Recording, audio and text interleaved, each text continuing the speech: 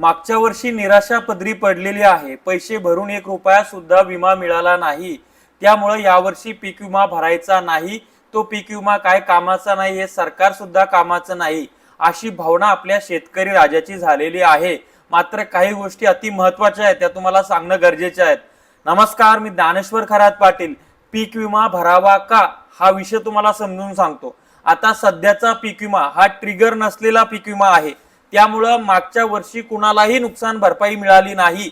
गेंड्याच्या कातडीच्या मुख्यमंत्री देवेंद्र फडणवीस यांनी लबाडपणे सांगितलं की 17,500 रुपये प्रति हेक्टर प्रमाणे देतो, मात्र प्रत्यक्षात दतुरा सुद्धा दिलेला नाही। त्यामुळं आता या वर्षी आपल्याला काहीच मिळणार नाही असा शेतकऱ्यांचा समज झालेला आहे। मात्र बदललेली पीक विमा योजना थोडक्यात समजून घ्या कशी आहे। तर मागच्या 5 किंवा 7 वर्षाच्या सरासरी उत्पादनाच्या तुलनेत यावर्षी उत्पादनात किती घट आली त्यानुसार पीक विम्याचा क्लेम आता बनतोय, कारण की एकच ट्रिगर त्याच्यामध्ये ठेवण्यात आलेला आहे, तो म्हणजे पीक कापणी प्रयोगाधारित नुकसान भरपाई। आणि या वर्षीचं वर्ष हे अल निनोचं आहे। आता त्या अल निनोला कोणाला मानायचं नाही मानायचं चुलीत जाऊ दे तो प्रश्न, पण प्रश्न असा आहे की अद्यापही काही भागामध्ये पेरण्या नाही आहेत, अद्यापही काही भागामध्ये पेरण्या झाल्यात, पावसानं दांडी मारली, अद्यापपर्यंत पाऊस आलेला नाही, पिकं वाळायला लागलेली आहेत आणि काही ठिकाणी म्हणजे खूपच विचित्र परिस्थिती आहे। अशा याच्यामध्ये मागच्या 5 वर्षाच्या तुलनेमध्ये या वर्षाच्या उत्पादनामध्ये घट येणार हे 100% दिसत आहे। त्यामुळे शेतकऱ्यांनी पीक विमा भरून पस्तावलेलं पुरतं असं माझं मत आहे।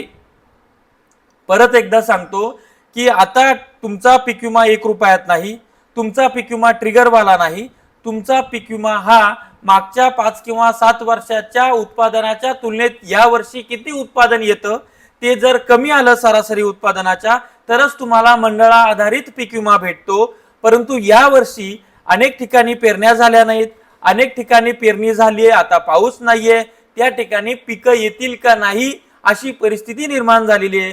त्यामुळे पिकं जर आले नाही तर यांचा जो एकच ट्रिगर यांनी ठेवलाय पीक कापणी प्रयोग आधारित, तर त्याचा मोठ्या प्रमाणात फायदा होऊ शकतो। म्हणून मायबाप शेतकऱ्यांनी पीक विमा भरावा असं मला मनापासून वाटतं। सरकार 12चा एका तर 100% आहे, सरकार शेतकरी द्रोही आहे का तर आहेच, सरकार लबाड आहे का तर आहेच। यांच्या इतके नीच राजकारणी आपण आतापर्यंत बघितलेले नाहीत। मात्र या वर्षी पीक विमा भरला नाही आणि असं जे साल पडलंय की आता 3 दिवस झाले ढग येत आहेत पण पाऊस खाली पडायला तयार नाहीये। वीक आहे मान्सून हवामान, ठीक आहे, त्याच्यामुळं आपलं जरा परिस्थिती वाईट आहे। अशा याच्यामध्ये पिकं उभे वाळून जाऊ नये, उभे वाळून जाऊ शकतात, तर तो पीक विमा तुम्हाला आधार होऊ शकतो की मंडळा आधारित तुम्हाला तो पीक विमा भेटू शकतो। त्यामुळं फुलाची पाकळी तरी थोडाफार प्रमाणात तरी पीक विमा काढा। मला माहिती आहे तुम्हाला काढायची इच्छा नाही, पण या वर्षी तोच ट्रिगर चालण्याची शक्यता आहे, म्हणून मी तातडीने हा व्हिडिओ करतोय, अति महत्वाचा आहे। तुम्हाला काय वाटतं ह्या कमेंट्स मध्ये। शेती माती संस्कृतीसाठी अशाच अपडेटसाठी चॅनलला सबस्क्राइब करा, साइडला बेल आयकॉन दाबा। धन्यवाद।